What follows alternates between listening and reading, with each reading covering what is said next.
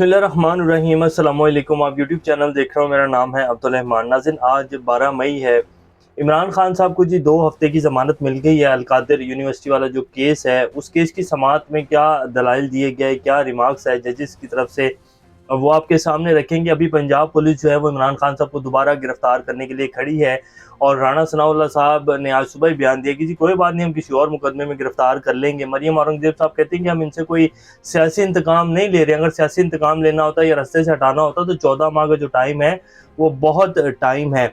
हमारे जो वज़ीर-ए-आज़म शहबाज शरीफ साहब हैं, आज उन्होंने वफाकी कैबिनेट के 2 इजलास जो है वो किए हैं बार-बार, और उन दोनों इजलासों में जो है उन्होंने यही प्लानिंग की है कि किस तरह जो है इमरान खान को दोबारा अरेस्ट करना है, किस तरह इसको जो है वो नाअहल करवाना है और किस तरह बड़े भाईजान को वापस लाना है। और उस इजलास में बैठकर उन्होंने अदलिया के ऊपर कैसे तनकीद की है वो भी आपके सामने रखेंगे। क्या इमरान खान साहब को दोबारा गिरफ्तार कर लेंगे? क्या इमरान खान साहब दोबारा गिरफ्तार होने जा रहे हैं? बड़ी अहम खबर है जो आपके सामने रखेंगे। सहाफ़ी ने आज सवाल किया कि जी क्या आपकी डील हो गई है? उसके ऊपर इमरान खान साहब ने क्या जवाब दिया?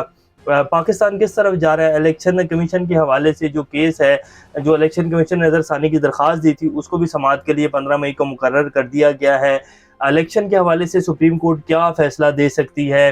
क्या होने जा रहा है पाकिस्तान में? क्या सितंबर से पहले जुलाई अगस्त में पाकिस्तान में इलेक्शन हो जाएंगे? ये सारी अपडेट्स आज आपके सामने रखेंगे।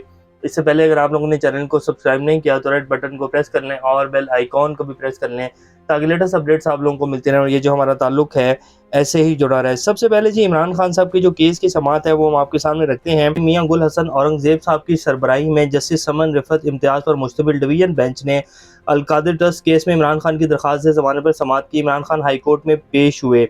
इमरान खान के वकील ख्वाजा हारिस ने दलाइल दी कि इमरान खान को 9 मई को बायोमेट्रिक ब्रांच से गिरफ्तार किया गया। जिस तरह अल-कादिर ट्रस्ट की इंक्वायरी को अचानक इन्वेस्टिगेशन में तब्दील किया गया, इसका मकसद था इमरान खान को फौरी गिरफ्तार करें। इंक्वायरी में अगर मटेरियल हो, नैब तब ही इंक्वायरी को इन्वेस्टिगेशन में तब्दील कर सकता है।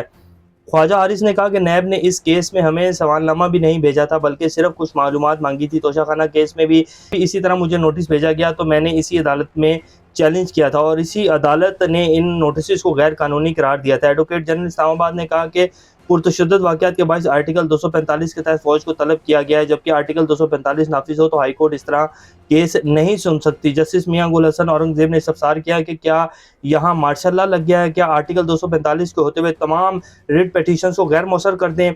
नैब प्रोसिक्यूटर सरदार मुजफ्फर अब्बासी ने एतराज़ किया कि इमरान खान कभी भी नैब के सामने पेश नहीं हुए, जबकि इनके शरीक मुल्ज़मान ने इंक्वायरी ज्वाइन कर ली, जिनमें जुल्फ़ी बुखारी, फैसल वाबडा, मियां मोहम्मद सुमरो व दीगर शामिल हैं।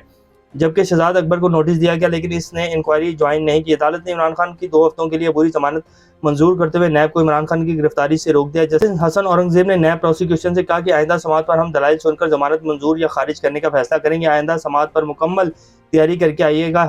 हाई कोर्ट ने नैब को नोटिस जारी करते हुए जवाब तलब कर लिया। ख्वाजा हारिस ने बताया कि अल-कादिर ट्रस्ट केस में इंक्वायरी की कापी मिल गई है। बुशरा बीबी के केस में भी इंक्वायरी रिपोर्ट मिल गई है।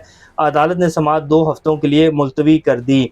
और इसके साथ तमाम जितनी भी केसेस हैं इमरान खान साहब की, बाकायदा आज हदायत की गई इस्लामाबाद हाई कोर्ट की तरफ से कि 9 मई के बाद या उससे पहले जितने भी केसेस हैं उनमें इमरान खान साहब को गिरफ्तार मत किया जाए। इमरान खान साहब को जो है वो ज़मानत दे दी गई है 1 हफ्ते की, यानी कि ज़मानत मिल चुकी है और अब एक और केस में इमरान खान साहब जो हैं वो पेश हो रहे हैं और उसमें भी उम्मीद है कि ज़मानत मिल जाएगी। तो आज जो है बहुत बड़ा एक रिलीफ है, बाकायदा ये मिला है। इनकी तो कोशिश है कि जी किसी न किसी तरीके से इमरान खान को अरेस्ट किया जाए। पिछले 24 से 48 घंटों के अंदर सिर्फ लाहौर के सरकारी ख़जाने को 7 अरब रुपए का जो है वो नुकसान हुआ है। KPK में अगर आप जाएँ और बाकी पूरे पाकिस्तान का हिसाब लगाएँ तो आपके सामने सूरत हाल आ जाएगी। इमरान खान को जिस दिन अरेस्ट किया गया उस दिन डॉलर सिर्फ एक दिन के अंदर 6 रुपए जो है वो बढ़ा और पाकिस्तान की जो स्टॉक मार्केट है वो क्रैश हो गई है।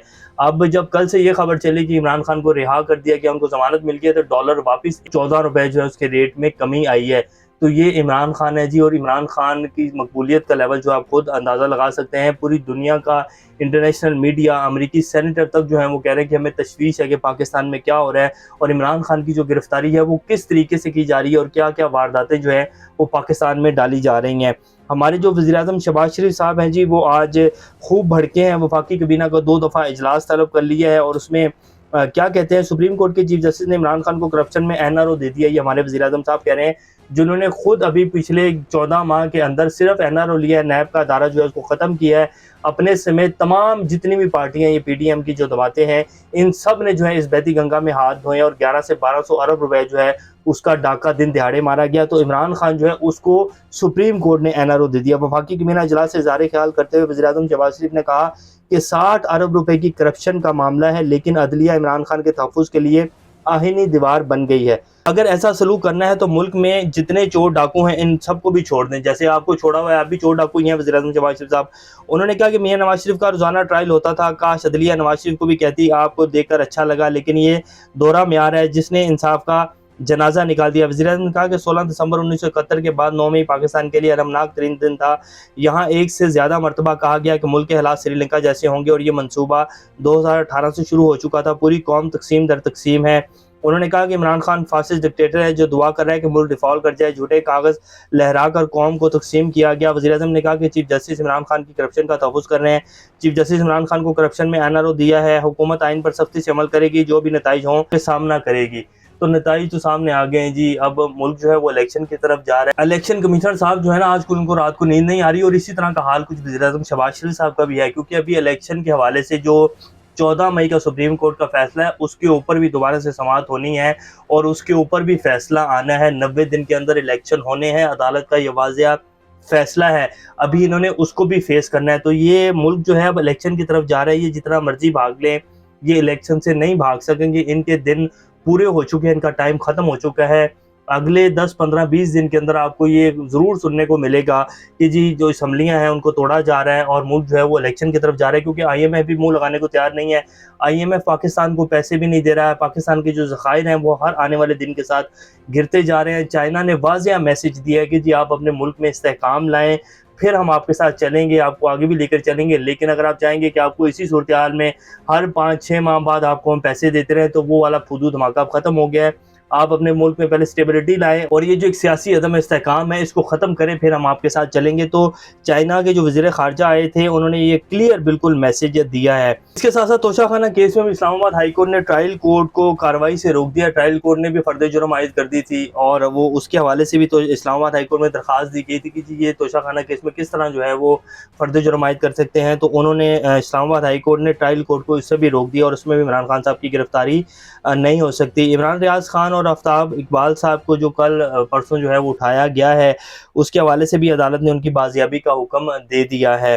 बाकी रह गए शाह महमूद कुरैशी और जितनी भी सीनियर क़यादत है, अभी उनकी भी दरख्वास्तें आएँगी और उनको भी जो है रिहाई का हुक्म दिया जाएगा।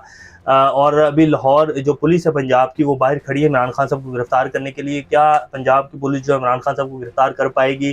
तो ऐसा बिल्कुल नहीं होने जा रहा। अब वो वहाँ पहुँचे हुए हैं तो इसलिए बाहर खड़े हैं, गिरफ्तारी नहीं कर सकेंगे। अगर गिरफ्तारी करेंगे तो राणा सनाउल्लाह साहब की खैर नहीं है, सुप्रीम कोर्ट के हाथों और इस्लामाबाद हाई कोर्ट के हाथों। तो अब देखते हैं क्या बनता है। बहरहाल इमरान खान साहब जो हैं अब दोबारा गिरफ्तार नहीं होंगे। अब मुल्क जो है वो इलेक्शन की तरफ जा रहा है। अभी तक के लिए इतने, अपना ख्याल रखिएगा। अल्लाह हाफ़िज़।